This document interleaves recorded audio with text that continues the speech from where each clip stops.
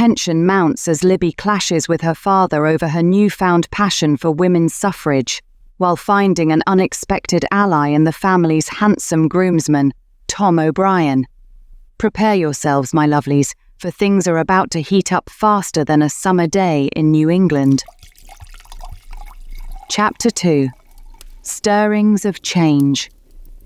The clinking of silver against fine china filled the Ainsworth dining room as the family shared their first dinner since Libby's return. Congressman Harold Ainsworth sat at the head of the table, his presence commanding even in the intimate setting. "So, Elizabeth," he began, using her full name as he always did when discussing serious matters. "now that you've finished your education, it's time we discuss your future. I've arranged for you to meet with young Charles Houghton next week. His father is a close associate of mine, and the boy has a promising career ahead of him in law." Libby set down her fork, her appetite suddenly gone. Father, I appreciate your concern, but I have my own plans. I've been corresponding with the Women's Suffrage Association in Boston. They've offered me a position as a junior organizer. The congressman's face darkened.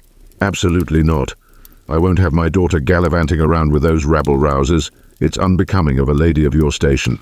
But father... "Enough," he interrupted, his tone brooking no argument. "You will meet with Charles, and that's final." Libby pushed back her chair and stood. Excuse me, she said tightly. I find I'm rather tired from my journey. She left the room, ignoring her mother's soft plea to return. Later that evening, Libby slipped out of the house, seeking solace in the stables. The familiar scent of hay and horses calmed her nerves as she walked down the aisle between the stalls. "Miss Elizabeth?" Tom's voice came from one of the stalls. He emerged, brushing his hands on his trousers. "Is everything all right?" Libby sighed, leaning against a wooden beam. Oh, Tom, does anything ever change around here?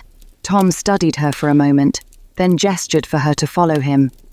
He led her to a small tack room and pulled out a wooden crate. "Have a seat," he offered, then rummaged in a cabinet, producing 2 apples. He handed one to Libby and perched on an upturned bucket across from her. "Now, what's troubling you?"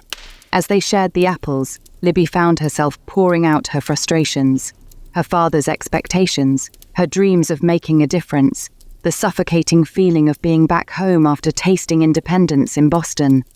Tom listened attentively, his green eyes full of understanding. When she finished, he was quiet for a moment before speaking. "You know, Miss Elizabeth, when I first came to this country, everyone told me I'd never be more than a labourer. But I didn't let that stop me. I worked hard, learned everything I could, and now I'm head groomsman." He leaned forward, his voice earnest. "What I'm saying is, don't let anyone tell you what you can or can't do. You're the strongest, smartest person I know. If anyone can change things around here, it's you." Libby felt a warmth spread through her chest at his words. For the first time since coming home, she felt truly seen and understood. Thank you, Tom, she said softly, reaching out to squeeze his hand. The touch sent a jolt through both of them, and for a moment, they sat there, hands clasped, the air thick with unspoken feelings. Then, from the house, they heard Libby's name being called. Tom quickly stood, clearing his throat. "You should get back. But remember, Miss Elizabeth, you're not alone here." As Libby hurried back to the house, her mind was whirling with new determination, and with thoughts of the kind-hearted groomsman who believed in her.